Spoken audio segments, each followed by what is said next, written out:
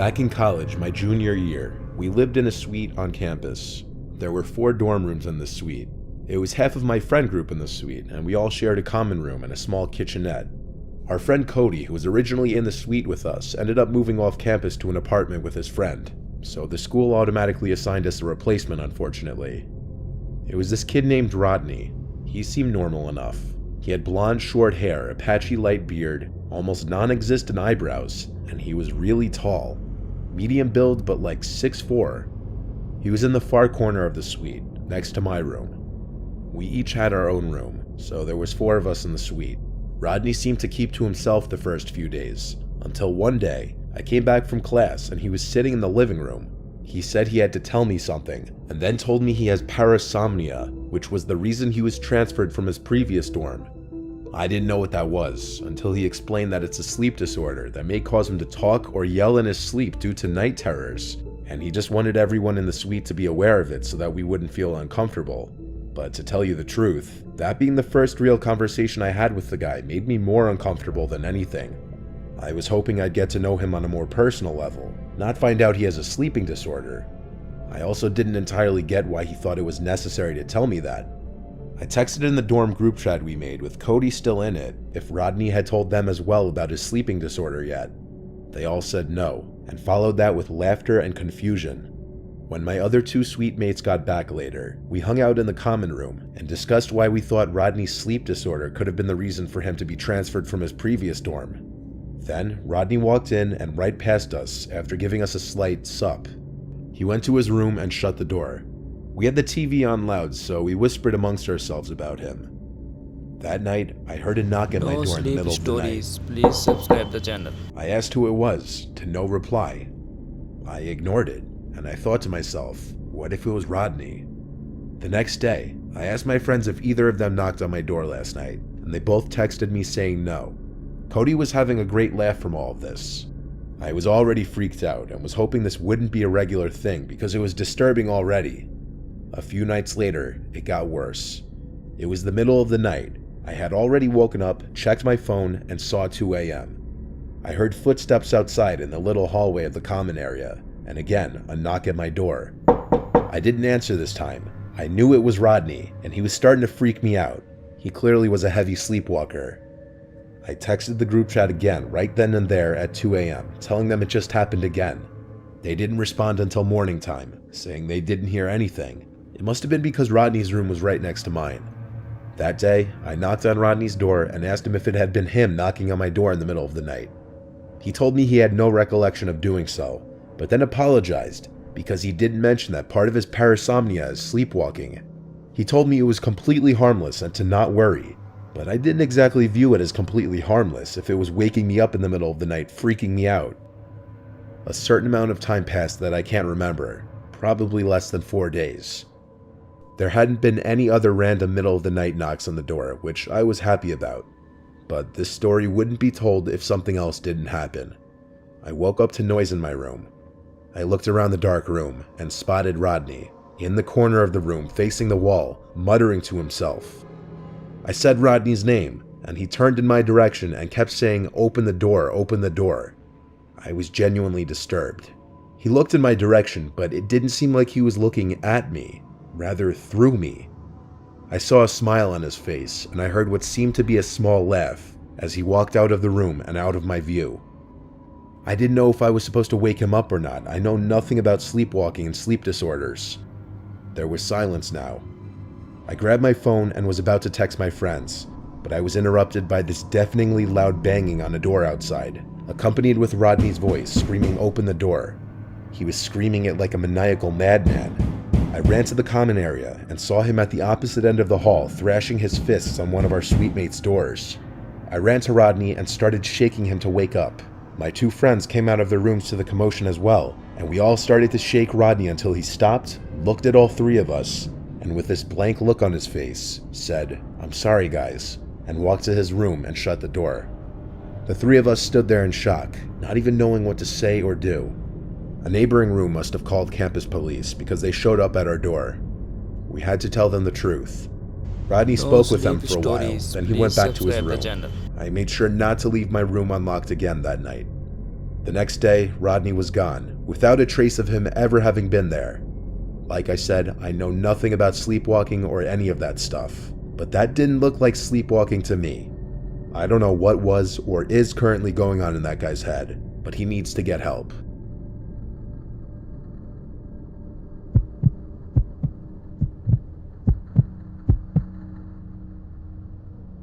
I got along fine with my college roommate Stacy. She was a messy one sometimes, but other than that we had no problems. We'd lend each other stuff all the time. At our school we had bunk beds, which I think are kind of unusual in college dorms. I was on the top bunk because I was the lighter sleeper, and Stacy was always constantly getting up in the middle of the night, so she'd definitely be waking me up if I were on the bottom. There was this one night that still sticks with me to this day, only because I don't really know how to logically explain it. Stacy and I were in our room studying. I was at my desk and she was in her bed. I had a big presentation the next day for one of my classes, so I was just going over my talking points again. In fact, I practiced them to Stacy a few times, and she acted as my audience, then asking questions afterwards. She told me I could borrow one of her tops tomorrow if I need to for my presentation, as I didn't have any nice, formal kinds of tops with me at school. After helping me review, she went back to her studying for a little more, then she went to sleep. I wasn't done studying, but as a courtesy, I turned off my desk lamp and went up to my bunk and kept studying there on my laptop. Stacy would snore sometimes, so when she started snoring, I knew she was asleep. I continued my studying and rehearsing for another half hour to an hour before closing my laptop screen, putting it at the end of my bed, then going to sleep.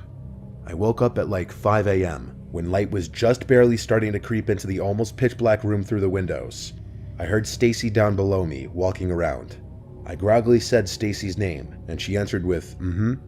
I asked her if I could still borrow a nice top to wear for my presentation later that day. She went, "Mm-hmm," again, and I heard her open her closet door. I said thanks. I looked down at her and saw her bent over in the closet.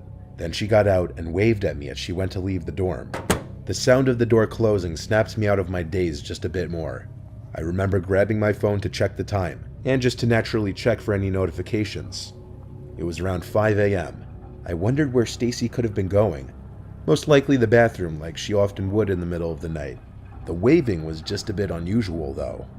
But then I heard a snore from below me in the lower bunk. Please subscribe the channel. At first I thought I imagined it. Like, how could that be possible?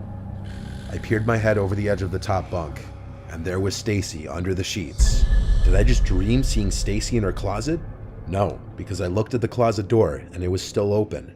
I quickly hurried to the door to the room and went out to look into the hallway on both sides. There wasn't a soul in sight, but it had been at least 5 minutes since I heard the door shut. I shook Stacy awake and told her someone was just in our room.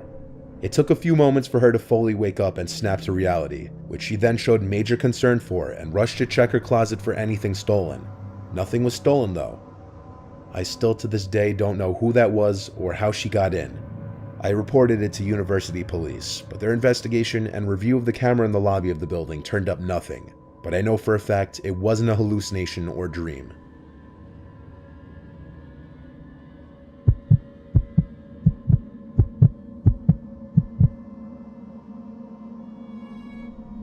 It was my freshman year in the University of Alabama. I had gotten my roommate's information a few weeks in advance, and his name was Brandon. This was back in 2013. We had been in contact in the weeks before classes would start. However, due to family-related reasons, Brandon had to switch to a different school right before classes even began. So for the first weekend, as everyone else was meeting their roommates, I was unpacking alone, still not yet assigned a replacement roommate. I did meet some of the other kids on my floor though. They were nice. Then, that Sunday night, my roommate arrived. He was walking through the dorm hall with a backpack looking confused, and I asked him if he had just been transferred into this building, and he said yes. I asked him if he was in dorm number 5. That wasn't the actual number of my room, I'm just using that for the story. But he said yes, that was his room. So I shook his hand, gave him my name, and told him I was his roommate. He told me his name was Robert, but to call him Bob. Unusual, I'd never met someone named Robert who preferred to be called Bob. I led Bob to the dorm, in which I had already decorated and furnished on my side. His side was still empty. He plopped his backpack on his bed and looked at me and smiled for a bit. then said in a slight Turkish accent that he didn't have all of his stuff yet. He opened his backpack and pulled out a sheet which he threw over his bed. Since it was already past 9 and tomorrow was the first day of class, Bob and I just sat on our respective beds chatting. I tried to read his vibe at first, as you do when meeting a new person, let alone your roommate. I couldn't really get a good read on him though. He seemed a little quieter. He had this very deep voice and maybe a slightly awkward vibe to him. But I was purposely not judging because people can be nervous when meeting other people for the first time. Anyway, eventually, after talking for a bit, Bob just laid flat on the bed with a sheet on it and used his backpack as a pillow. It looked incredibly uncomfortable. I had no idea how or why he was doing that. I offered him a pillow and he accepted it. I eventually fell asleep past 10. And do you ever wake up to something but you don't know what it was? That happened to me that night. I was confused why I woke up because I didn't hear anything.